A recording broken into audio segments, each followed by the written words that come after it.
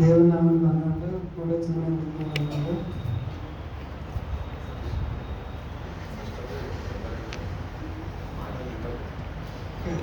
ద్వితీయోపదేశకాండం 18వ అధ్యాయం 13వ వచనం.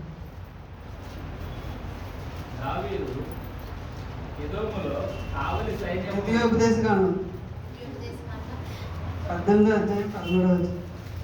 నీవు నీ దేవుడైన యెహోవా యొద్దకు యథార్థపరుడవై ఉండవలెను. ప్రార్థన చేస్తున్నాను. తండ్రి దేవ ఏ పట్టుబడినప్పటికీ తండ్రి ఈరోజు నాకు చక్కగా ఈరోజు అవకాశం ఇచ్చావు తండ్రి. మీరే మీ నోట నా మాట గురించి మీరే నడిపించిన తండ్రి. అపవిత్రమైన పెదవులుగా నా అపవిత్రమైన పెదవులుగా జనులుగా జీవించగలను తండ్రి. మీరే మీ అద్భుత పుట్టిన పెదాలను పవిత్రపరచండి. మీరే మీ మాటలు నా నోట గురించి మాట్లాడండి తండ్రి. మీకు అనుకూలమైన కార్యము సఫలమగినట్లు చక్కటి మాటలు మీరే దయచేయండి తండ్రి. కేవలం అపరాధులను అయోగ్యుడిని మీ కృపను బట్టి ధన్యతనిచ్చి ఈరోజు నిలబెట్టిన తండ్రి. మీరు మీ మాటలు మాకు తెలియజేసి మమ్మల్ని బలపరచమని నజరేయుడిగా యేసుక్రీస్తునామములో అడుగుతున్నాను తండ్రి. ఆమేన్. ఈరోజు మనం ధ్యానించుకోబోతున్న విషయం పేరు యథార్థత అనే విషయం గురించి మనం ధ్యానించుకోబోతున్నాం. అయితే దీని గురించి ధ్యానించుకోబోయే ముందు మీకు ఒక విషయం చెప్పాలనుకుంటున్నాను. నేను యథార్థంగా చెప్తున్నాను. ఈరోజు ఈ వాక్యం చెప్పడం నాకు ఏమాత్రం అర్హత యోగ్యత లేదు. కేవలం దేవుని ప్రేమను బట్టి దేవుడు పెళ్లి పండుగలకు అవకాశం దయచేసి ఉన్నాడు. అందుని బట్టి దేవునికి ఎంతగానో స్తుతి చెల్లిస్తున్నాను. అయితే యథార్థత అంటే మనసులో ఏమి పెట్టుకోకుండా ఉండడం, అంటే ఎటువంటి కపటం లేకుండా ఉండడం. దేవుడు యథార్థ హృదయం ఇష్టపడేవాడుగా ఉన్నాడు. మన హృదయం అతనికి యథార్థంగా అనుకూలంగా ఉండేవారిని దేవుడు ఇష్టపడేవాడు ఉన్నాడు, ప్రేమించేవాడు ఉన్నాడు. అయితే ఎంతోమంది భక్తులు దేవుని దృష్టికి యథార్థంగా జీవించి ఉన్నారు. మన మనుషుల దృష్టికి యథార్థంగా ఉండలేకపోయినా పర్లేదు, కానీ మనం సృష్టించిన దేవుడైన యెహోవా దృష్టికి మనం యథార్థవంతులుగాను మన హృదయాన్ని అనుకూలంగా ఉండవలసిన వారు ఉన్నాం. అయితే దావీదు యెహోవాకి యథార్థంగా బతికిన ఆ రోజు సొలొమోను మందిరం కట్టిన తర్వాత మొదటి రాజుల గ్రంథం 9వ అధ్యాయం 4వ వచనంలో దేవుడు సొలొమోనుకి చెప్తాడు, నీ తండ్రి అయిన దావీదు నా దృష్టికి అనుకూలంగా నడిచాను, నీవు కూడా అలా నడిస్తే. మొదటి రాజుల గ్రంథం 9వ అధ్యాయం. యథార్థ హృదయుడవై నీతిని బట్టి నడుచుకొని నేను నీకు సెలవిచ్చినదంతటి ప్రకారము చేసి నా కట్టడలను విధులను అనుసరించిన ఎడల నీ సంతతిలో ఒకడు ఇశ్రాయేలు మీద సింహాసనాసీనుడై ఉండక మానడు. అలాగే యోబు కూడా దేవుడికి యథార్థంగా జీవించిన వాడు అన్నాడు. మొదటి అధ్యాయం 1వ వచనంలో ఊజు దేశంలో యోబు అన్నప్పుడు అతడు నీతివర్తులను యథార్థవంతుడిని దేవుని యందు భయభక్తులు పొందినవాడు. 2వ అధ్యాయం 9వ వచనంలో కూడా అతని భార్య వచ్చి నీ వెనుకను యథార్థతను విడవకపోయిందా దేవుని దూషించి మరణం కమ్మని చెప్పిన ఆయన తన యథార్థతను ఏమాత్రం విడిచిపెట్టగా దేవుని దృష్టిగా యథార్థంగా బతికినవాడుగా ఉన్నాడు. అయితే మనం కొంతమంది ఎవరైతే దేవుని దృష్టికి యథార్థంగా జీవించి ఉన్నారో వాళ్ళ గురించి ధ్యానించుకుందాం. ఆస అని ఒక రాజు ఉండేవాడు. 2వ దినవృత్తాంతాల గ్రంథం 14వ అధ్యాయం 2వ వచనం చదవండి.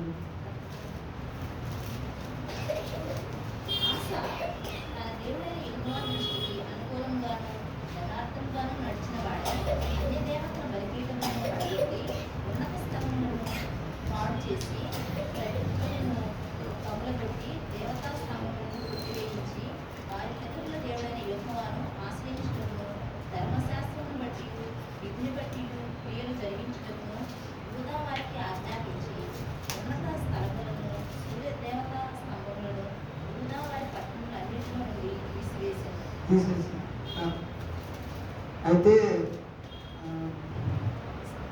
ఈ ఆశ అనే రాజు దేవుడి దృష్టికి యథార్థంగా ఉండాలని నిర్ణయించుకున్నాడు. అయితే ఇతను మాట యెహోవాని యథార్థంగా ఆశ్రయించాడు. తన మనసుని దేవుడి దృష్టికి యథార్థంగాను అనుకూలంగా ఉంచుకున్నాడు. అయితే తన యథార్థతను అతను కొనసాగించలేకపోయాడు. అయితే మొదట తన మీదకి ఒక అతను కూషీయుడైన జరగు తన మీదకి దండెత్తి వచ్చినప్పుడు అతను యెహోవాను ఆశ్రయించాడు. యెహోవా విస్తారమైన సైన్యం చేతిలో ఓడిపోకుండా బలం లేని వారికి సహాయం చేయడానికి నీకన్నా ఎవరు లేరని తన దేవుడైన యెహోవాని యథార్థ మనసుతో తను ఆశ్రయించినప్పుడు దేవుడు తన యథార్థతను చూసి దేవుడు అతనికి సహాయం చేశాడు. అయితే ఆ తర్వాత ఇశ్రాయేలు రోజు తన మీద దండెత్తి వచ్చినప్పుడు తను యెహోవాను ఆశ్రయించలేదు. యెహోవాను ఆశ్రయించగా సిరియా రాజును ఆశ్రయించి మందిరంలోని సామాను తీసుకెళ్ళి తనకి ఇస్తాడు. ఇచ్చినప్పుడు అప్పుడు తన దగ్గరికి ఆ కాలం ముందు దీర్ఘదర్శి అయిన అనాని అనేవాడు యూదరాజు అయిన ఆసా దగ్గరికి వచ్చి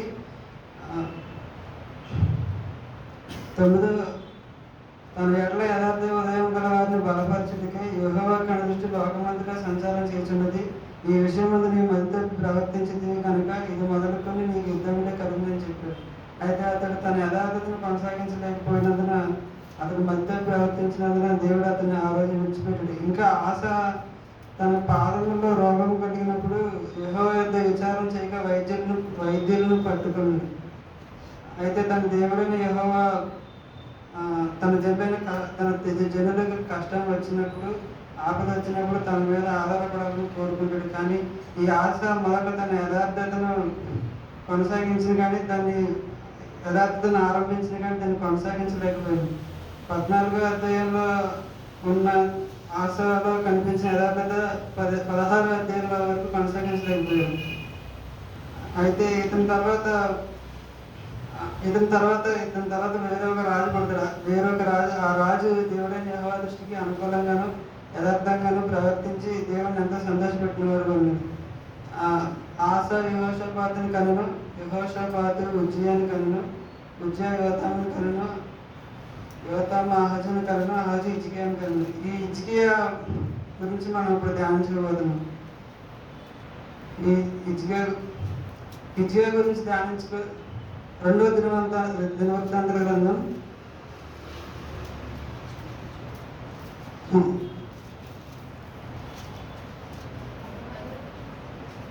31:22.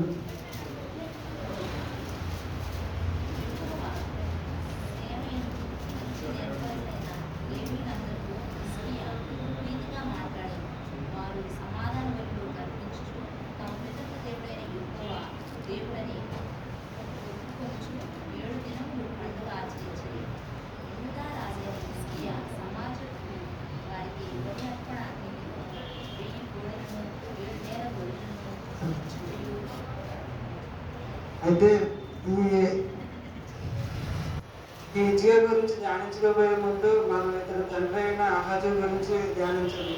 ఈ ఆహాజు దేవుడి దృష్టికి చాలా భయంకరమైన పనులు చేస్తాడు. దేవుడికి ఇష్టం లేని పనులు రాజ్యంలోకి తీసుకొస్తాడు. ఆహాజు యూదా దేశాన్ని బాగా హీనపరుస్తాడు. దేవుడికి ఇష్టం లేని విగ్రహాలు నిలబెట్టి బెన్యహీనోము లోయలో తన కుమారుని అగ్నిగుండ దాటించడానికి ఎంతగానో దేవుడు కోపం పుట్టించడానికి తన కారణం వేడి. ఈ ఆహాజు ఎంతగా ఎవరైనా కష్టాలు వస్తే దేవుడి మీద ఆధారపడతారు. కానీ కష్టాలు వచ్చినప్పుడు మరింతగా దేవుడు దుష్కార్యములు చేసిన రాజు ఎవరైనా ఉన్నారంటే ఆ ఆహాజు ఒక్కటే రాజుల గ్రంథంలో కనిపిస్తాడు. మొదటి దినవృత్తాంతముల గ్రంథం 28వ అధ్యాయం 19వ వచనం జరిగింది. ఇవన్నీ అప్పగించి 28వ అధ్యాయం 19వ వచనం. ఇవన్నీ అప్పగించి యెహోవా హస్తము నా మీదకి వచ్చి ఈ మచ్చల పని అంతయు రాతము. 2వ దినవృత్తాంతం 28:19. ఆహాజు యూదా దేశమును దిగంబరినిగా చేసి యెహోవాకు ద్రోహం చేసి ఉన్నది గనుక యెహోవా ఇశ్రాయేలు రాజైన ఆహాజు చేసిన దానిని బట్టి యూదా వారిని హీనపరిచెను. అలాగే 22వ వచనం. ఆపత్కాలమందు అతడు యెహోవా దృష్టికి మరి అధికంగా అతిక్రమములు జరిగించెను. అట్లు చేసిన వాడు ఈ ఆహాజు రాజే. తనకి కష్టకాలం ఆపత్కాలం వచ్చినప్పుడు మరింతగా దేవుడికి యెహోవాకి దుష్కార్యం చేసి దేవుడి కోపాన్ని మరింతగా రగిలింపజేశాడు. ఎంతో దేవుడి కోపం పుట్టించిన ఆహాజుకు పుట్టినవాడే హిజ్కియా. అయితే హిజ్కియా దేవుడి దృష్టికి యథార్థంగా ఉండాలని నిర్ణయించుకున్నాడు. నిర్ణయించుకున్నప్పుడు దేవుడు తన తండ్రి చేసిన దోషమును బట్టి ఏమాత్రమునో హిజ్కియా మీద కోపం చూపించగా తన యథార్థతను బట్టి దేవుడు అతని పట్ల కృప చూపించి ఉన్నాడు. అయితే యెహెజ్కేలు గ్రంథం 18వ అధ్యాయంలో ఉంటుంది. ఒకడు దేవుడికి దోషములు చేసిన వల్ల అతడు యెహోవా దృష్టికి ఏడే ఉన్న తర్వాత అతనికి కుమారుడు పుట్టగా ఆ కుమారుడు తన తండ్రి చేసిన దోషములను ఆలోచించుకుని తాను అట్టి విధముగా చేయగా యెహోవా దృష్టికి యథార్థంగా బతికిన వల్ల ఖచ్చితంగా తాను చేసిన క్రియలు బట్టి ఏమాత్రం చావడం యథార్థ దుర్మార్గత అతనికే చెందిన నీతిమంతుడికే చెందిన దేవుడు యెహెజ్కేలు గ్రంథంలో చెప్తాడు చెప్పి ఉన్నారు. ఆ విధంగా చెప్పి ఉన్నట్టుగానే ఈ హిజ్కియా యొక్క తండ్రి అహజ్యా దేవునికి ఎంతో దుష్కార్యం చేసినప్పటికీ అతని కుమారుడైన హిజ్కియా దేవుని దృష్టికి యథార్థముగా ఉండాలని నిర్ణయించుకున్నందున ఏమాత్రం దేవుడు తన తండ్రి యొక్క చేసిన దోషములను బట్టి తన మీద కోపం ఉంచుకొనగా తన ఏళ్ళ కృప చూపించి ఉన్నాడు. అయితే ఈ హిజ్కియా ఏళ్ళను ఆరంభించినప్పుడు ఏదైతే తన తండ్రి అయిన అహజు యూదా దేశంలో విగ్రహం నిలబెట్టాడో అవన్నీ దేవుడికి ఇష్టం లేనివన్నీ యూదా దేశం నుంచి తొలగించాడు. దేవుని దృష్టికి యథార్థంగా ఉండకూడదు వారు దేవుడికి ఇష్టం లేనివన్నీ తమ నుంచి తొలగించుకుంటూ వస్తారని మనం హిజ్కియాని చూసి నేర్చుకోవచ్చు. అలాగే హిజ్కియా మందిరాన్ని బాగు చేస్తాడు, మందిరాన్ని బలిపీఠాలను బాగు చేస్తాడు, లేవీయులను ప్రతిష్ఠిస్తాడు. మొత్తం ఎప్పటి నుంచో పాడైపోయిన ఆ బలిపీఠాలను కట్టి మళ్ళీ వాటిని బాగు చేస్తాడు. అయితే పస్కా పండుగ సొలొమోను తర్వాత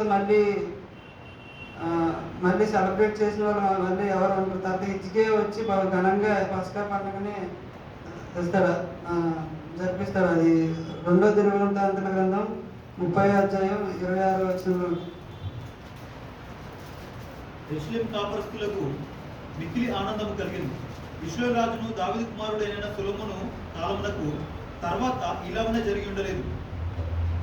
సొలొమోను తర్వాత మళ్ళీ వాళ్ళు అంత హ్యాపీగా ఫీల్ అయింది లేదు. అంతటి సంతోషాన్ని హిజ్కియా తన దేవుడైన దృష్టికి యథార్థంగా ప్రవర్తించిన బట్టి ఆ జనులకు తీసుకొని వచ్చాడు. ఈ హిజ్కియా తన ఆపత్కాల ముందు యెహోవా మీద బాగా ఆధారపడ్డాడు. ఏ విధంగా అంటే ఆశ ఏ విషయంలో అయితే దేవుడు నిరాశపరిచాడో ఆ విషయంలో హిజ్కియా దేవుడిని సంతోషపరిచాడు. హిజ్కియా తన మీదకి ఇశ్రాయేలు వారు దండెత్తి వచ్చినప్పుడు తన సిరియా రాజుని దేవుడైన యెహోవాని ఆశ్రయించగా సిరియా రాజుని ఆశ్రయించాడు. అయితే ఈ హిజ్కియా మాత్రం తన మీదకి అష్షూరు రాజైన సన్హెరీబు దండెత్తి వచ్చినప్పుడు తన సన్హెరీబు అనే రాజు రబ్షాకేని అనే అతన్ని పంపిస్తాడు ఇలా మాట్లాడడానికి. పంపించినప్పుడు అతను మొదటి రాజుల గ్రంథం 18వ అధ్యాయం 19వ రెండో రాజుల గ్రంథం 18వ అధ్యాయం 19. అప్పుడు రబ్షాకే వారితో ఇట్లా అనెను, ఈ మాట హిజ్కియాతో తెలియచెప్పుడు మహారాజైన అష్షూరు రాజు సెలవిచ్చినదేమనగా, నీవు ఇలాగ చెప్పవలెను, నీవు నమ్ముకొని ఈ ఆశ్రయ స్థలము ఏ పాటి ప్రయోజనకారి, యుద్ధ విషయంలో నీ యోచనని నీ బలమును బట్టి మాటలే. ఎవరిని నమ్ముకొని నా మీద తిరుగుబాటు చేయుచున్నావు? నలిగిన రెండు వంటి ఈ ఐగుప్తులు నీవు నమ్ముకొచ్చున్నావు కదా. ఒకడు దాని మీద అనుకున్న ఎడల అది వాడి చేతిని గుచ్చుకొని దూసిపోవు. ఐగుప్తు రాజైన ఫరో అతన్ని నమ్ముకొని వారికి అందరికీ అయితే ఈ వాళ్ళకి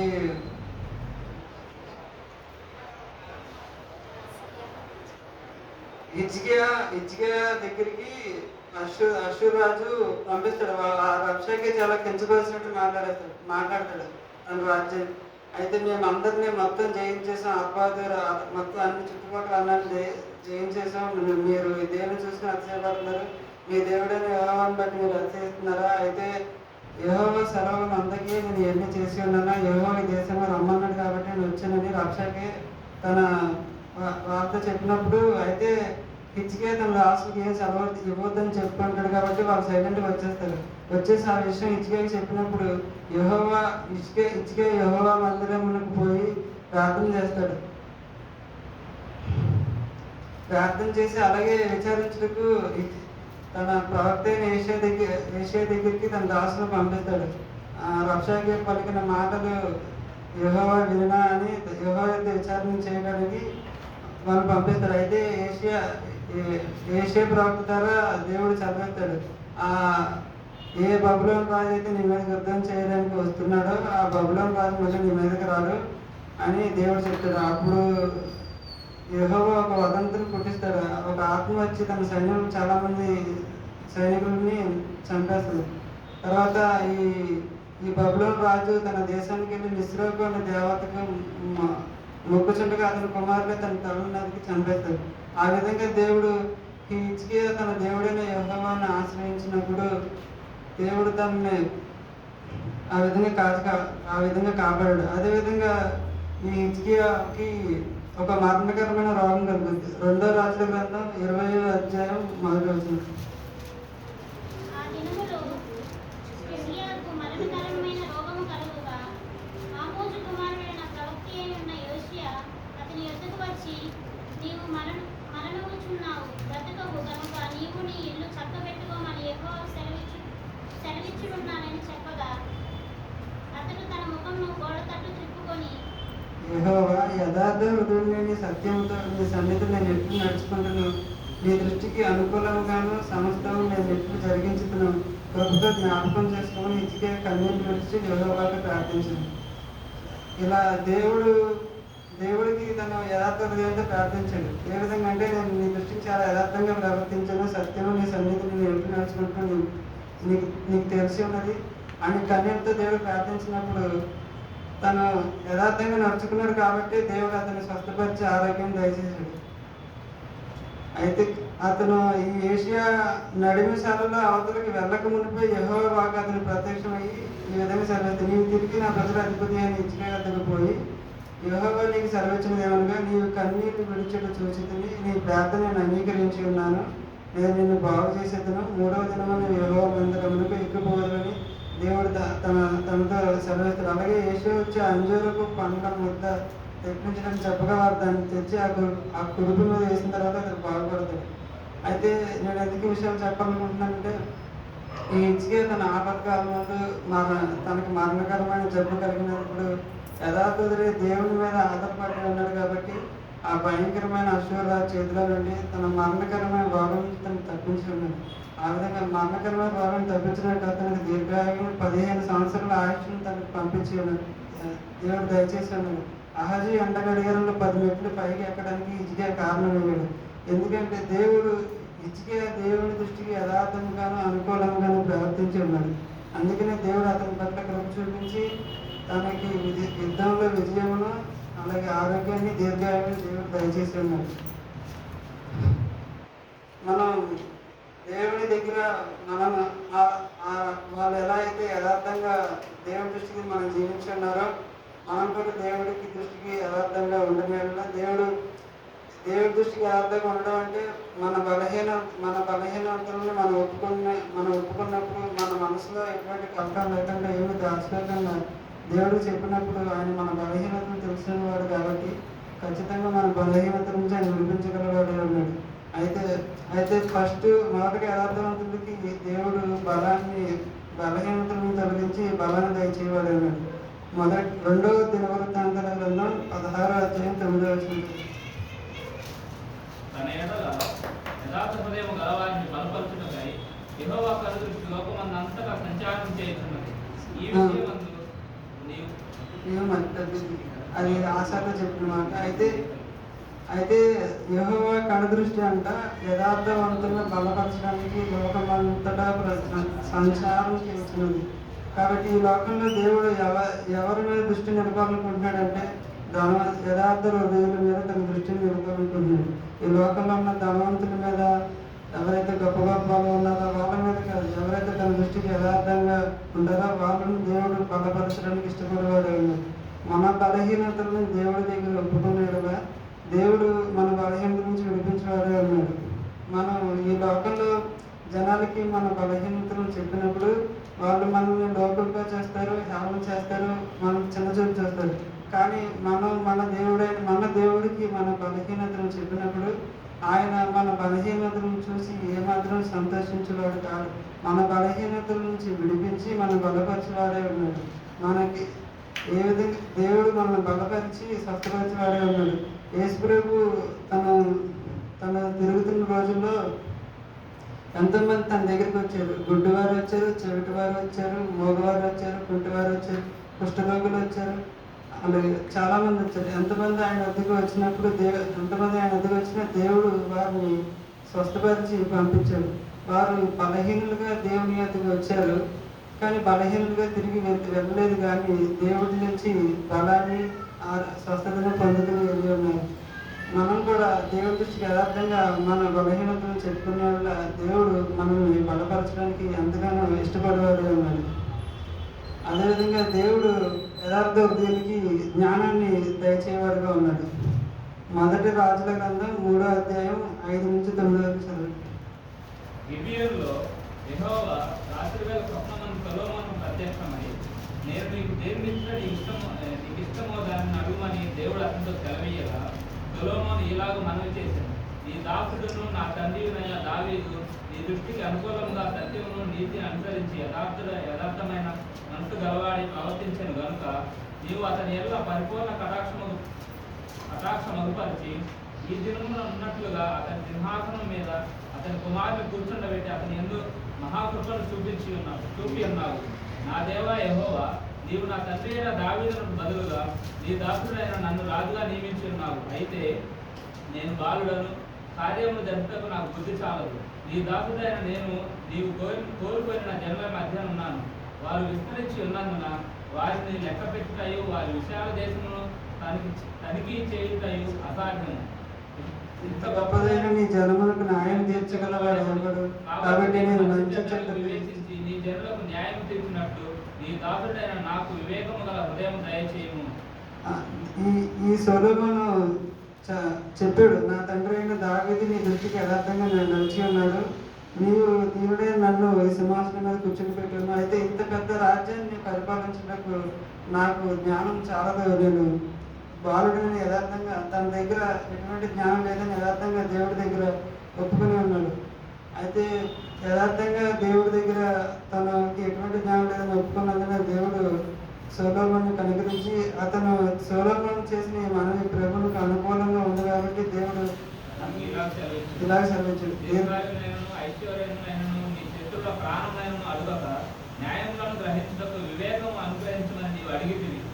నీవు ఇలా అడిగినందున నీ మనవి ఆలోచించుకున్నాను.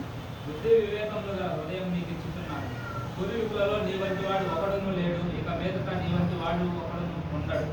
ఆ విధంగా దేవుడు సొలొమోను ఆ రోజు యథార్థంగా తనకి జ్ఞానం, నేను బాలుడిని రాజ్యాన్ని పరిపాలించడానికి నాకు ఏమాత్రం జ్ఞానం చాలదని యెహోవాకు ప్రార్థన చేసినప్పుడు అతను అడిగిన కోరిక యెహోవా దృష్టికి అనుకూలంగా ఉన్నందున దేవుడు అతనికి జ్ఞానమే కాదు, మొత్తం ఐశ్వర్యమును ఘనతను అన్నీ ఇచ్చి ఉన్నాడు.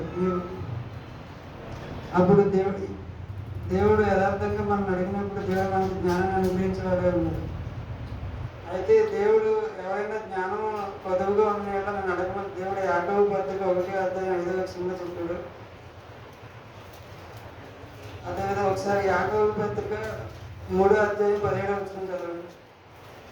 అయితే పైనుండి వచ్చు జ్ఞానము తప్పునకు పవిత్రమైనది, తరువాత సమాధానకరమైనది, మృదువైనది, సులభముగా లోబడినది, కనికరంతోనూ మంచి ఫలములతోనూ నిండుకున్నది, పక్షపాతమైనను వేషధారణైనను లేనిదై ఉన్నది. అయితే పైనుంచి వచ్చే జ్ఞానం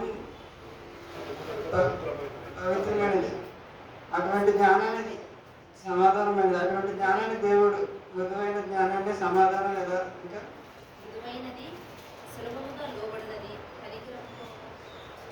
కనికరంతోనూ మంచి ఫలములతోనూ నిండుకొనినది. సో దేవుడు మనకి అటువంటి జ్ఞానాన్ని ఇవ్వడానికి ఇష్టపడేవాడు అన్నాడు. దేవుడు ఈ లోకంలో ఇచ్చిన జ్ఞానాన్ని దేవుడు ఇచ్చే జ్ఞానం ఈ లోకంలో ఇచ్చిన జ్ఞానంలా ఉండదు. దేవుడు ఇచ్చే జ్ఞానం చాలా విలువైనదిగా ఉంటుంది. ఈ లోక జ్ఞానాన్ని దేవుడు దెయ్యముల జ్ఞానంతో పోల్చి ఉన్నాడు. అయితే దేవుడిచ్చే జ్ఞానం చాలా విలువైంది. ఆయన అధిక శక్తి సంపన్నుడు, ఆయన జ్ఞానములకు మితిలేదని కీర్తన గ్రంథంలో ఉంటుంది. దేవుడు ఆ రోజు చాలా మందికి దేవుడు తన ఎంత భయభక్తులు గల వారికి చక్కటి జ్ఞానాన్ని దయచేసి ఉన్నాడు. ఆ రోజు దానియేలుకి దేవుడు చాలా చక్కటి జ్ఞానమును దయచేసి ఉన్నాడు. మనం ఇప్పుడు ఎగ్జామ్కి వెళ్ళినప్పుడు బాగా ప్రిపేర్ ఎగ్జామ్కి వెళ్ళినప్పుడు ఎగ్జామ్ రాస్తాం, కానీ వాళ్ళు క్వశ్చన్ పేపర్ ఇవ్వకుండా నేను క్వశ్చన్ పేపర్ ఇవ్వము, నువ్వు ఏ క్వశ్చన్ ఇస్తావు నువ్వే ఎక్స్పెక్ట్ చేసి రాసి అంటే మనం రాయగలమా? రాయడం. ఆ రోజు దానియేలుకి అటువంటి పరిస్థితి ఎదురైంది. కళ చెప్పిన తర్వాత తన భావం చెప్పడమని కష్టమైన స్థితిలో ఉన్నప్పుడు రాజు నెబుకద్నెజరు తనకి కళని మాత్రమే కాదు, కళ యొక్క భావాన్ని మాత్రమే కాదు, కళను కూడా తనకి తెలియజేశాడు.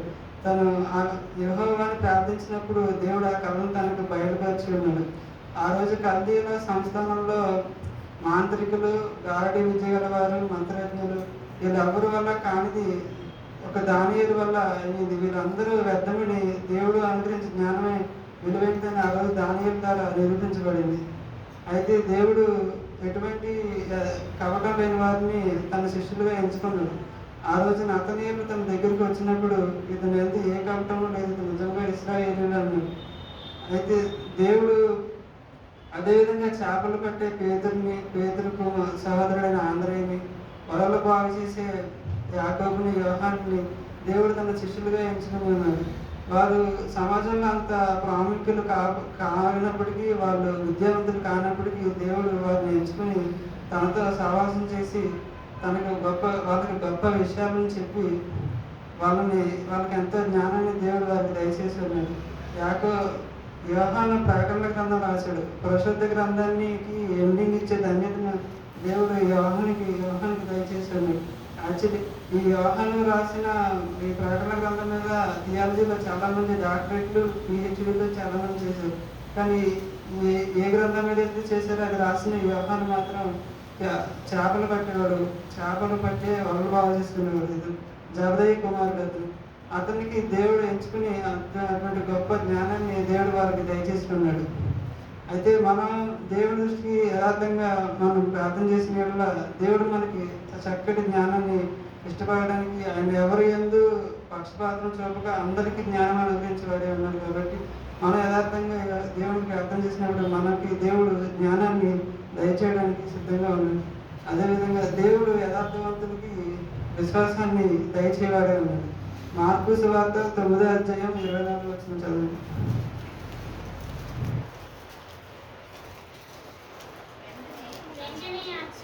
ఆ చిన్నవాని తండ్రి నమ్ముచున్నాను, నాకు అపనమ్మకం ఉండకుండా సహాయం చేయమని బిగ్గరగా చెప్పాను. జనులు గుంపుకూడి తన యొద్దకు పరిగెత్తుకొని వచ్చుట యేసు చూసి, మూగవైన చెవిటి దెయ్యమా, వానిని వదిలిపోము, ఇక వానిలో ప్రవేశింపవద్దని నీకు ఆజ్ఞాపించుచున్నానని చెప్పి ఆ అపవిత్రాత్మను గద్దించాను. అప్పుడు అది కేక వేసి వాణ్ణెంతో విలువిలలాడించి వదిలిపోయాను. అంతటా వాడు చచ్చిన వాని వలె ఉండెను కనుక అనేకులు వాడు చనిపోయినది. అయితే యేసు వాని చెయ్యి పట్టి వాడిని ముట్టి వాడిని లేవనెత్తగా వాడు నిలవబడాడు. దేవుడు అయితే ఇక్కడ సిచ్యువేషన్ ఏంటంటే, ఫస్ట్ ఈ దెయ్యం ఎలా చేస్తుందంటే, ఈ దెయ్యం అతను పట్టినప్పుడల్లా అతన్ని కింద పడేసి అతను నొరగ కార్చుకుని చాలా అతను బలహీనపరుస్తూ ఉంటుంది. మొదట అతడు ఆ వ్యక్తిని తన శిష్యుల దగ్గర తీసుకొస్తే అతని శిష్యులు దాన్ని స్వస్థపరచలేకపోతారు. అయితే యేసుని అందరికి తీసుకొచ్చినప్పుడు అతని తండ్రితో అంటాడు, అతని తండ్రితో నమ్ముట నీ వలన అయితే సమస్తము సాధ్యమైన తన తండ్రితో యేసు చెప్పినప్పుడు ఆ చిన్నవాడి తండ్రి నమ్ముచున్నాను, నాకు అపనమ్మకం ఉండకుండా సహాయం చేయమని బిగ్గరగా చెప్పింది. అయితే మొదట నమ్ముచున్నాను అన్నాడు, కానీ తన నమ్మకాన్ని మనసులో చెప్పేశాడు, అపనమ్మకం కలగకుండా సహాయం చేయమని చెప్పాడు. అయితే తనకి అపనమ్మకం కలగకుండా సహాయం చేయమని దగ్గరగా కన్నీరు విడుచు అని కూర్చోబడి ఉన్నది. అయితే ఒకసారి మనం దేవుని యందు విశ్వాసాన్ని కొనసాగించలేము, దేవుని యందు విశ్వాసాన్ని నిలబెట్టుకోలేకపోతున్నాం ఈ తండ్రుల. అయితే దేవుడు మన విశ్వాసాన్ని బలపరచుటకు యథార్థంగా మనకి విశ్వాసం అంత లేదని దేవుడి దగ్గర ఒప్పుకున్నప్పుడు దేవుడు మన విశ్వాసాన్ని బలపరచువాడు అన్నాడు. ఇక్కడ ఇతని తండ్రి నాకు అపనమ్మకం ఉండకుండా సహాయం చేయమని బిగ్గరగా చెప్పినప్పుడు దేవుడు అతని అపనమ్మకాన్ని సరిచేయడం కోసం, తనలో ఉన్న నమ్మకాన్ని బలపరచడం కోసం తన కుమారుని స్వస్థపరిచి ఉన్నాడు. అయితే దేవుడు మన దగ్గరికి వెళ్ళి చాలా మంది మనకు చెప్తారు విశ్వాసం ఉంచండి దేవుడు, కానీ మనకి విశ్వాసం నిలబెట్టుకోలేని పరిస్థితిలో మనం ఉంటాం. అయితే దేవుడి దగ్గరికి మనం వెళ్ళి యథార్థ హృదయంతో విశ్వాసాన్ని నాకు దయచేయండి తండ్రి, మీరు నన్ను బలపరచండి అని మనం ప్రార్థన చేసినప్పుడు దేవుడు మన బలహీనతలు ఎదిగిన వాడు కాబట్టి ఖచ్చితంగా దేవుడు మనకి విశ్వాసాన్ని దయచేయవాడే ఉన్నాడు. అయితే భ్రష్టులైన బిడ్డలాగా నా యుద్ధకు రండి, నేను మీ అవిశ్వాసాన్ని బాగుపరచలేదని దేవుడు ఇర్మియా గ్రంథం 3వ అధ్యాయంలో చెప్పాడు. అదేవిధంగా పేతురు నీటి మీద దేవుడు నీటి మీద నడుచుకుంటూ వస్తున్నప్పుడు పేతురు కూడా ప్రభువా నీవే అయితే నేను కూడా నీళ్ళ యొద్ద వచ్చుటకు నాకు సెలవని పేతురు అతున్నప్పుడు ఆయన రమ్మన్నప్పుడు మొదట నీటి మీద దిగి నడుస్తాడు, కానీ గాలిని చూసి భయపడి నీటిలో మునిగిపోతాడు. ప్రభువా నన్ను కాపాడమన్నప్పుడు దేవుడు అతను చేపట్టుకుని అల్ప విశ్వాసి ఎందుకు సందేహపడుతుందని దేవుడు అతన్ని పైకి లేపిన వాడిగా ఉన్నాడు. అదేవిధంగా ఇదే పేతురు ఏసు ఎవరో ఎరగనని ముమ్మారు చెప్పడం వలన చెప్పి అప్పుడు కూడా విశ్వాసాన్ని కోల్పోయిన వాడిగా ఉన్నాడు. అయితే ఈ 2 సార్లు కోల్పోయిన ప్రతిసారి పేతురు యేసుప్రభుని ఆశ్రయించుకున్న వాడిగా ఉన్నాడు. ఈ పేతురుని దేవుడు ఆ రోజు నీటిలో తర్వాత దేవుడు పేతురు యొక్క విశ్వాసాన్ని ఎంతగానో బలపరుచున్నాడు. ఎంతగా బలపరిచి ఉన్నాడంటే దేవుడి కోసం మరణించేందుగా దేవుడు తన విశ్వాసాన్ని బలపరిచి ఉన్నాడు. ఒకప్పుడు ప్రాణానికి భయపడి ఏసు ఎవరు ఎరగనని చెప్పాడు. తర్వాత దేవుడి కోసం ప్రాణం ఇచ్చేంతలాగా దేవుడు తన విశ్వాసాన్ని బలపరిచాడు. ఏ ప్రాణం కోసం అయితే దేవుడిని నేను ఎరగని చెప్పాడు, అదే ప్రాణాన్ని దేవుడి కోసం ఇచ్చేందుగా దేవుడు అతని విశ్వాసాన్ని బలపరిచి ఉన్నాడు. ఆ రోజు తోమా కూడా నేను అతని చేతిలో నా వేలు పెట్టి పక్కన నా చేయబడితేనే కానీ నేను నమ్మను అన్నాడు. ఆ రోజు అలా అన్నప్పుడు దేవుడు అతను నమ్మనందున అతను విడిచిపెట్టి వెళ్ళిపోలేదు. కానీ తర్వాత 8 రోజులు జరిగిన తర్వాత దేవుడు వెనక్కి తిరిగి వచ్చి తన విశ్వాసాన్ని బలపరుచు నిమిత్తం వెనక్కి వచ్చి తన చేయి తీసుకుని తన పక్కలో పెట్టి ఇంకో వేలు తీసుకుని చేతిలో పెట్టి ఇక్కడ అక్కడ అవిశ్వాసి కాక విశ్వాసే ఉండమని దేవుడు చెప్పి ఉన్నాడు. అయితే ఆ రోజు తోమా కూడా విశ్వాసాన్ని విడిచిపెట్టినప్పుడు దేవుడు తను నమ్మలేదని ఏమాత్రం విడిచిపెట్టక తన విశ్వాసాన్ని బలపరిచిన నిమిత్తం తిరిగి వచ్చి ఉన్నాడు. అదేవిధంగా మనం కూడా విశ్వాసం విషయంలో పడిపోయినప్పుడు యథార్థంగా దేవుడు ప్రార్థన చేసినప్పుడు దేవుడు మన విశ్వాసాన్ని బలపరచడానికి సిద్ధంగా ఉన్నాడు. ఆ రోజు పేతురు నీటిలో మునిగిపోయినప్పుడు దేవుడు అతన్ని చూస్తూ ఉండిపోలేదు, కానీ అతను చేయబట్టుకుని పైకి లేపాడు. అదేవిధంగా మనం విశ్వాసంలో పడిపోతున్నప్పుడు దేవుడికి మనం ప్రార్థన చేసినప్పుడు దేవుడు మనం చూస్తూ ఉంటే కానీ ఖచ్చితంగా దేవుడు మన విశ్వాసాన్ని బలపరచడానికి పైకి తీసుకొచ్చినాడే ఉన్నాడు. అయితే అబ్రహాము దేవుడు ఎంతో విశ్వాసాన్ని ఉంచాడు.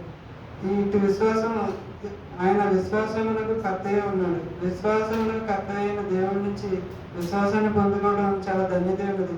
అట్టి విశ్వాసాన్ని పేతురు పొందుకున్నాడు కాబట్టి తన ప్రాణాన్ని ఇచ్చేందుగా దేవుడు అతని విశ్వాసాన్ని బలపరిచి ఉన్నాడు. పేతురులో దేవుడికి ఉన్న విశ్వాసం పరిపూర్ణమైంది. అబ్రహాము ఇస్సాకును పొందుకోకముందే దేవుని యొద్ద నుంచి ఇస్సాకును పొందుకోకముందే దేవుడి నుంచి విశ్వాసాన్ని పొందుకున్నాడు. అయితే ఆ రోజుల్లో అబ్రహాము జీవిస్తున్న రోజుల్లో అతనికి చర్చ ఉండేది కాదు, సంఘస్థులు ఉండేవారు, ఎవరు ఉండేవారు కాదు. కానీ అతను దేవుడితో సహవాసం చేయడం బట్టి దేవుడు అతని విశ్వాసాన్ని బలపరిచి ఉన్నాడు. దేవుడు మనకి ఏ విధంగా విశ్వాసంగా ఉండాలనేది దేవుడు నేర్పించేవాడే ఉన్నాడు. అయితే యేసుక్రీస్తు శిష్యులు కూడా మా విశ్వాసాన్ని వృద్ధిపరచమని అడిగినప్పుడు దేవుడు చక్కటి విషయాలు వాళ్ళకి చెప్పాడు. మీరు ఇంత విశ్వాసం కలిగి ఉండి ఈ కంబల చెట్టుని ప్రకటింపబడి సముద్రంలో నాటపడమని చెప్పినప్పుడు అది మీకు లోబడమని చెప్పి ఉన్నాడు. అయితే దేవుడిని ఆ రోజు యేసుక్రీస్తుని తన శిష్యులు అడిగినట్టు మనం కూడా మన ప్రార్థనలో మన విశ్వాసాన్ని బలపరచమని దేవుడు అడిగితే మనకి దేవుడు విశ్వాసం దయచేవాడు అని ఎట్టి విషయంలో మన విశ్వాసం ఉంచాలి, ఏ విధంగా మన విశ్వాసాన్ని బలపరచుకుని ముందు కొనసాగించాలనేది దేవుడు మనకి తెలియజేయవాడే ఉన్నాడు. అదేవిధంగా ఇక్కడ దేవుడికి యథార్థకి రక్షణ కలగజేయవాడు ఉన్నాడు. అయితే మనం జక్కయ్య గురించి మనం ధ్యానించుకోవాలి. జక్కయ్య ముందు ధ్యానించుకోబోయే ముందు ఇంకొక ధనవంతుడి గురించి ధ్యానిద్దాం. మార్కు సువార్త 10వ అధ్యాయం 17వ వచనం. ఆయన బయలుదేరి మార్గమున పోవుచుండగా ఒకడు పరిగెత్తుకొని వచ్చి ఆయన ఎదుట మోకాలుని సత్కోతో కూడా నిత్య జీవమునకు వారసుడాగుటకు నేనేమి చేయందునని ఆయన అడిగాను. యేసు నన్ను సత్పురుషుడని ఎలా చెప్పుచున్నావు? దేవుడు ఒక్కడే కాని మరి ఎవడనూ సత్పురుషుడు కాడు. నరహత్య చేయవద్దు, వ్యభిచరింపవద్దు, దొంగలింపవద్దు, అబద్ధ సాక్ష్యం పలకవద్దు, మోసపుచ్చవద్దు, నీ తల్లిదండ్రులను సన్మానింపు అను ఆజ్ఞలు నీకు తెలియదు కదా అని అతనితో చెప్పాను. అయితే అప్పుడు అందుకే అతను బోధకుడు బాల్యము నుండి ఇవన్నీ అనుసరించుతూనే ఉంటున్నానని చెప్పాను. యేసు అతన్ని చూసి ప్రేమించి, నీకొకటి కొదువుగా ఉన్నది, నీ వెళ్ళి నీకు కలిగిన అన్ని బీదలకు ఇమ్ము, పరలోకముందు నీకు ధనము కలుగును, నీవు వచ్చి నన్ను వెంబడించమని చెప్పాను. అతడు మిగుల ఆస్తి గలవాడు కనుక ఈ మాటకు ముఖం చిన్నపుచ్చుకొని దుఃఖపడిచి వెళ్ళిపోయాడు. ఇక్కడ అతను ఆ మాట అన్నందుకు ముఖం చిన్నపుచ్చుకుని దుఃఖపడిచి వెళ్ళిపోయాను. అదే లోక సువార్తలో అయితే వ్యసనపడిచి వెళ్ళిపోయాను అంటే. అయితే ఇతడు దేవుడి దగ్గరికి చాలా వచ్చాడు. ఇతడు దేవుడి ఆజ్ఞను పాటించేవాడు. అయితే అందరూ దేవుడి ఆజ్ఞను పాటిస్తున్నా మాకేం లోటు లేదని అనుకుంటారు. అయితే దేవుడి సంగతికి వచ్చినప్పుడు దేవుడు తన సేవకుల ద్వారా వారికి ఏవైతే పొదువై ఉన్నారో తెలియజేసినప్పుడు కొంతమంది విధేయత చూపి ఫలించిన వారిగా ఉంటారు. కొంతమంది వాటి మీద ఉన్న ఎక్కువ మక్కువ చేత ఇష్టం చేత వాటిని ఏమాత్రం విడిచిపెట్టగా వ్యసనపడుచు ముఖం చిన్నపుచ్చుకుని దుఃఖపడుచు వెళ్ళిపోయే వారిగా ఉన్నారు. అయితే ఈ ధనవంతుడు ఇతను ఆజ్ఞను పాటించేవాడు. మోషే ధర్మశాస్త్రం అందరూ ఆజ్ఞను పాటించేవాడు.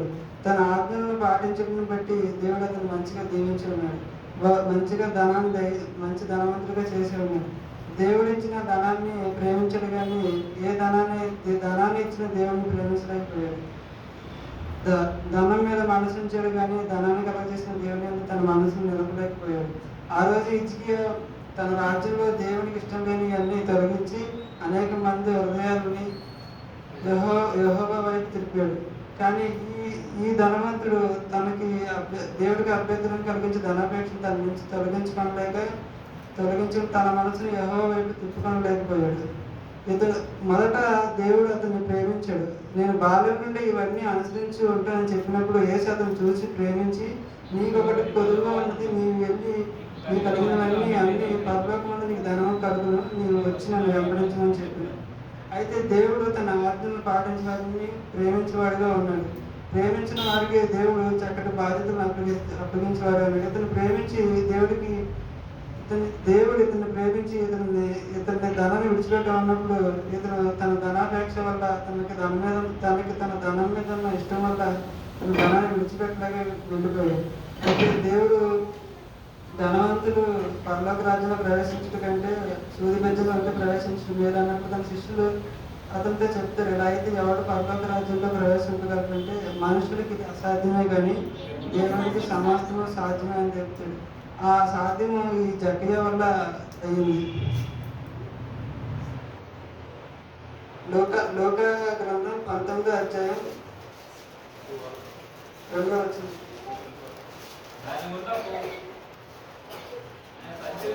ఎంతో పట్టణంలో ప్రవేశించి దాని గుండా పోగొట్టును.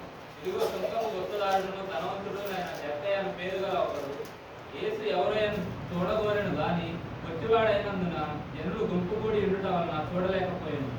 అప్పుడు యేసు ఆ త్రోవను రానయ్యుండెను గనుక అతను ముందుగా పరుగెత్తి ఆయనను చూసినకు ఒక మేడి చెట్టు ఎక్కాను. యేసు ఆ చోటుకి వచ్చినప్పుడు కన్నులెత్తి చూచి, జక్కయ్య త్వరగా దిగుము, నేడు నేను నీ ఇంట ఉండవలసి ఉన్నదని అతనికి చెప్పగా అతడు త్వరగా దిగి సంతోషంతో ఆయనను చేర్చుకున్నాడు. అందరూ అది చూసి ఈయన పాపి అయిన మనిషిని యొక్క బస చేయ వెళ్ళనని చాలా చదువుకోలేదు. అయితే అక్కడ ఈ జక్కయ్య కూడా ధనవంతుడే.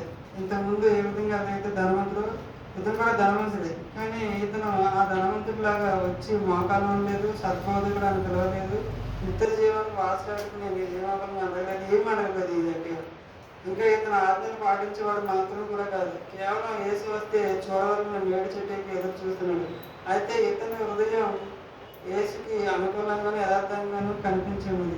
యథార్థవంతులు ఎలాగా యెహోవా కనుదృష్టి ఉంచునని బైబిల్లో ఉంది. ఆ విధంగా దేవుడు యేసు మేడి చెట్టు మీద ఉన్న జక్కయ్యను చూసి, జక్కయ్య కిందకి రమ్ము, నేను ఇంట త్వరగా దిగువు, నేను ఇంట ఉండవలసి ఉన్నదని చెప్పగా అతను తిరిగి సంతోషంతో దిగి వచ్చినట్టుగా ఉంటుంది.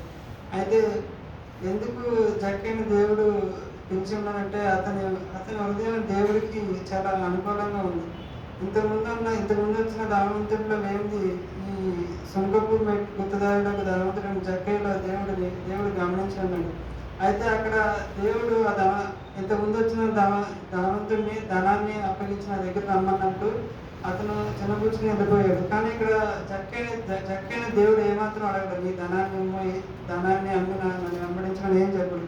కానీ ఈ జక్కయ్య, ఇదిగో ప్రభు, నా ఆస్తిలో సగం పేదలకు ఇస్తున్నాను, నేను ఎవరైనా అన్యాయంగా దేనినైనా తీసుకొని అతనికి 400 మరలా చెల్లించునని ప్రభువుతో చెప్పాడు.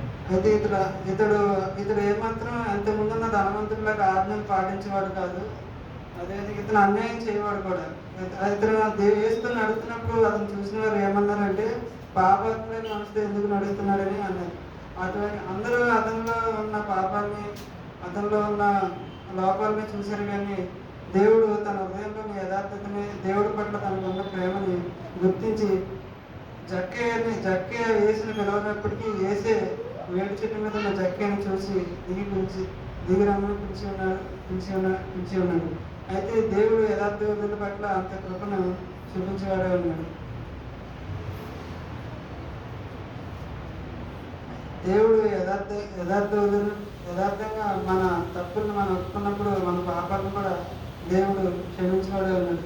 లోకాసు వార్త 7వ అధ్యాయం 36 వచ్చిన నుంచి 40 వచ్చి. పరిసయ్యులలో ఒకడు తనతో కూడా భోజనం చేయవాలని ఆయన అడిగారు.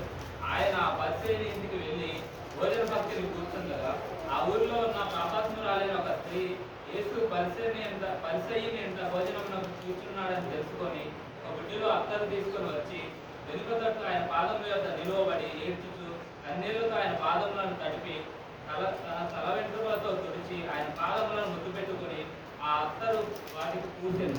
ఆయనను పిలిచిన పరిసయ్యుడు అది చూసి, ఈయన ప్రవక్త అయిన ఎడల తను ముట్టుకున్న ఈ స్త్రీ ఎవరియో ఎటువంటిదో ఎరిగియుండును, ఇది పాపాత్మురాలు అని తనలో తాను అనుకున్నాను. అయితే ఆ స్త్రీ ఆ రోజు దేవుడి దగ్గరికి వచ్చి కన్నెలతో తన పాదాలను తడిపి జుట్టుతో తుడిచి అత్తరు తన పాదాలకు పూసింది. అయితే అందరూ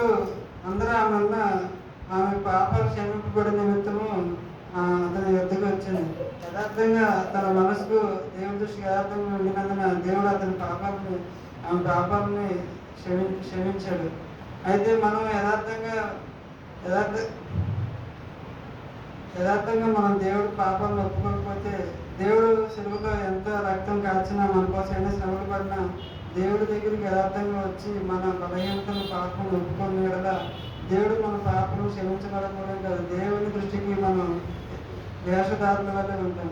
బైబిల్లో యథార్థత అనే పదానికి ఆపోజిట్ వర్డ్ ఏమన్నా ఉందంటే దాని పేరు వేషధారణ. ఆ రోజు దేవుడు శాస్త్రుని పరిశీలిని వేషధారులాగా అనిపించాడు. ఎందుకంటే వీళ్ళ మనసులు ఏమాత్రం దేవుడికి అనుకూలంగా లేవు. వీళ్ళు మనుషులు కనబడి నిమిత్తము అంటే వారి వస్త్రాలకు ఉన్న రక్షణ రేకుల్ని, చెంగుల్ని పొడుగ్గా చేసుకున్నారు. ఇంకా బిందుల్లో అగ్రస్థానాలు, సమాజ మందులు, అగ్రపీఠాలు, సంత వీధుల్లో వందనములు, మనుషుల చేత బోధకులను పిలవబడి కోరుచున్నారే కానీ దేవుడు వారి నుంచి ఏం కోరుకున్నాడో గమనించిన వరకు ఉన్నారు. వీరు పుదీనాలోను, సోపులను, జీలకర్రలోను 10వ వంతు చెల్లించున్నారే కానీ ధర్మశాస్త్రంలో ప్రధానమైన విషయాన్ని అనగా న్యాయమును, కనికరమును, విశ్వాసము విడిచిపెట్టి ఇంకా వీళ్ళు దేవుడితో పోల్చాడంటే వీళ్ళు పైకి చూడడానికి నీతిమంతులుగా కనపడుతున్నారు కానీ వీళ్ళ హృదయాలు సమస్తమైన అక్రమంతో నిండి ఉన్నందున దేవుడు వారిని సున్నం కొట్టిన సమాధులు పోలి ఉన్నారు. అవి వెలుపల శృంగారంగా కనపడను కానీ లోపల చచ్చిన వారి ఎముకలతోనూ సమస్త కలవశములతో నిండి ఉన్నవి. అలాగే మీరు మనుషులకి నీతిమంతులుగా కనబడుతున్నారే కానీ లోపల వేషధారంతో అక్రమంతో నిండి ఉన్నారు. అయితే ఆ వేషధారులు బయట నీతిమంతులు కనబడటకు ప్రయత్నించారే కానీ తమ హృదయాలని దేవుడి దృష్టికి ఏమాత్రం యథార్థంగానూ అనుకూలంగానూ చేసుకోలేదు. కానీ వాళ్ళు ఏదైతే చేసుకోలేదో ఈ పాపాత్మురాలైన స్త్రీ దేవుని యొద్దకు వచ్చినప్పుడు దేవుని దృష్టికి తన మనసుని యథార్థంగా తను బహుగా ప్రేమించినందున తన విస్తారంగా ప్రేమించినందున విస్తారమైన దోషములు క్షమించబడి ఉంది. ఈ పాపాత్మురైన స్త్రీ ఎట్టి పాపము చేత పాపాత్మురైన స్త్రీని పిలవబడిందో ఇందులో లిఖింపబడలేదు. కానీ తన పాపమును పరిహరించు యేసు యొద్దకు వచ్చి పాపక్షమాపణ పొందుతుంది. అయితే దేవుడు ఈమె పాపాత్మురైన స్త్రీ తన యొద్దకు వచ్చినప్పుడు దేవుడు ఆ పాపాలని క్షమించడం మాత్రమే కాదు, దేవుడు ఆ పాపాత్ముడైన స్త్రీ పక్షంలో వాదించాడు అతనితో. నేను నీ ఇంటికి వచ్చినప్పుడు అయితే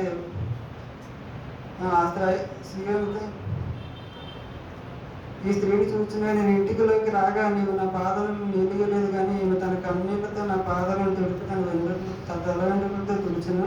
నీవు నన్ను ముద్దు పెట్టుకోలేదు, కానీ నీవు లోపలికి వచ్చినప్పటి నుండి ఈమె నా పాదాలను ముద్దు పెట్టుకోగా మానలేదు. నీవు నూనెతో నా తల అంటలేదు, కానీ ఈమె నా పాదాలకు అత్తరు పూసును. నేను విస్తారంగా ప్రేమించిన కనుక ఆమె విస్తారంగా క్షమింపబడినని నీతో చెప్పుచున్నాను. ఎవరిని కొంచెంగా వాడు కొంచెంగా ప్రేమించను అని చివరికి దేవుడు ఆమెతో ఈ పాపములు క్షమింపబడమని ఆమెతో చెప్తాడు. అప్పుడు చివరికి ఈ పాపోత్పరాన్ని స్త్రీ తన దేవుని అధికంగా ప్రేమించినందున విస్తారంగా ప్రేమించినందున తన మనసు వేషధారులైన శాస్త్రుల వల్లే పరిచయం వల్లే కాక దేవుని దృష్టికి యథార్థంగా మనసులో ఎటువంటి వేషధారణ అక్రమం ఉంచుకోకుండా దేవుని దృష్టికి యథార్థంగా ఉండినందున దేవుడు ఆమె ఇక్కడ అందరూ మాట్లాడతారు, శిష్యులు మాట్లాడతారు, ఎవరైతే పిలిచారో అందరూ మాట్లాడతారు, యేసుప్రభు మాట్లాడతారు. కానీ పాపాత్ములైన స్త్రీ అసలు ఏమి మాట్లాడదు, ఒక్క మాట కూడా ఇక్కడ ఉండదు. కానీ దేవుడు మన నోటి మాట కంటే మన హృదయంలోని మన హృదయాంతరంగంలోని ఆలోచనలో దృష్టి పెట్టేవారు. మన హృదయం దేవుడికి అనుకూలంగా ఉన్నప్పుడు దేవుడు మనల్ని బలపరచడానికి, మన పాపాలను క్షమించడానికి ఆయన సిద్ధంగా ఉన్నాడు. దేవుడు ఇంతగా ఎందుకు మన నుంచి యథార్థతను కోరుకుంటున్నాడంటే కీర్తన గ్రంథం 92వ అధ్యాయం 14వ వచనం చదువు.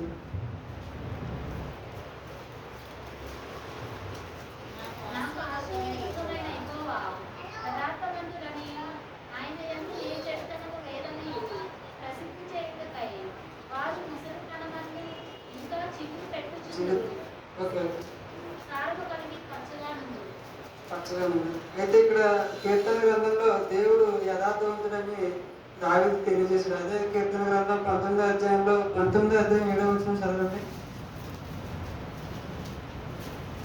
యెహోవా నియమించిన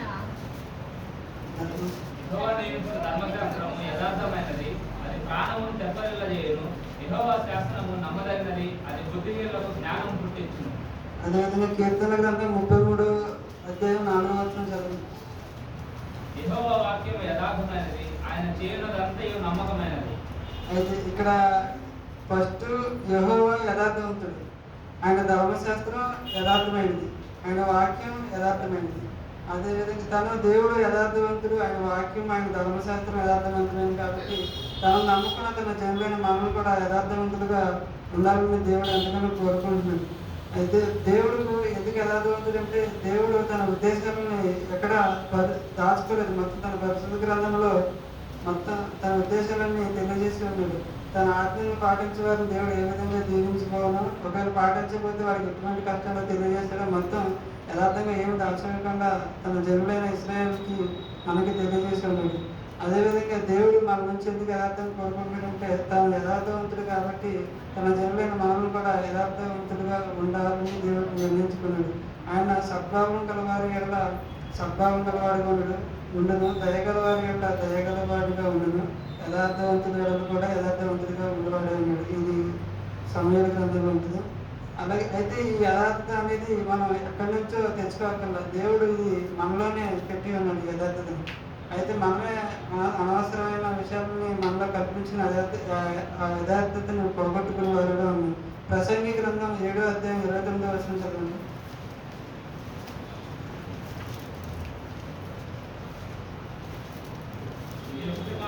నేను కనుగొంటిని. ఏమనగా దేవుడు నరులను యథార్థవంతులుగా పుట్టించిన గాని వారు వివిధమైన తంత్రములు కల్పించుకొని ఉన్నారు. దేవుడు నరులందరినీ యథార్థవంతులుగా పుట్టించింది కానీ వారు ఆ విధమైన తంత్రములు కల్పించుకున్నారు.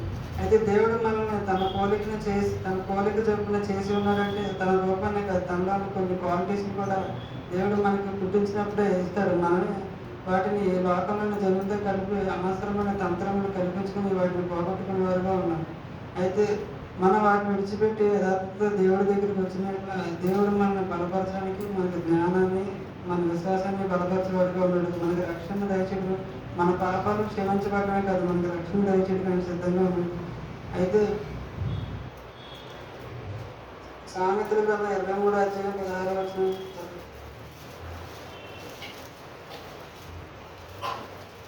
నీ పెదవులు యథార్థమైన మాటలు పలుకుట విని నా అంతరింద్రియములు ఆనందించును. మన పెదవులు యథార్థమైన మాటలు పలుకుట వలన దేవుని యొక్క అంతరంగంలో సంతోషించండి. కాబట్టి అలాగే ఇంకా యథార్థవంతులకు దేవుడు ఎన్నో దేవుళ్ళ సామెతల గ్రంథంలో కీర్తనలో ఉంచాడు. తన నీ కీర్తన గ్రంథం 15వ ఉంటుంది. నీ గుడారంలో అతిథిగా ఉండదని వాడేవాడు, వాడు యథార్థంగా మాట్లాడుతూ నిష్కపటంగా ఉండబడిన దాంట్లో దేవుడు తెలియజేవాడుగా ఉన్నాడు. అదేవిధంగా యెషయా గ్రంథం 33:15 గ్రంథంలో కూడా దేవుడు యథార్థంగా ఉండేవారికి ఉన్నత స్థలంలో ఎక్కించదని దేవుడు విషయంలో చెప్తున్నాడు.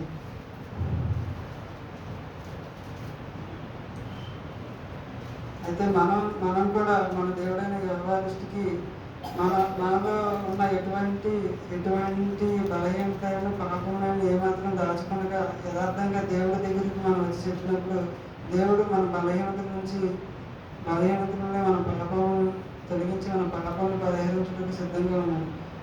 ఈ చిన్న వాక్యం దేవుడు తెలిసింది.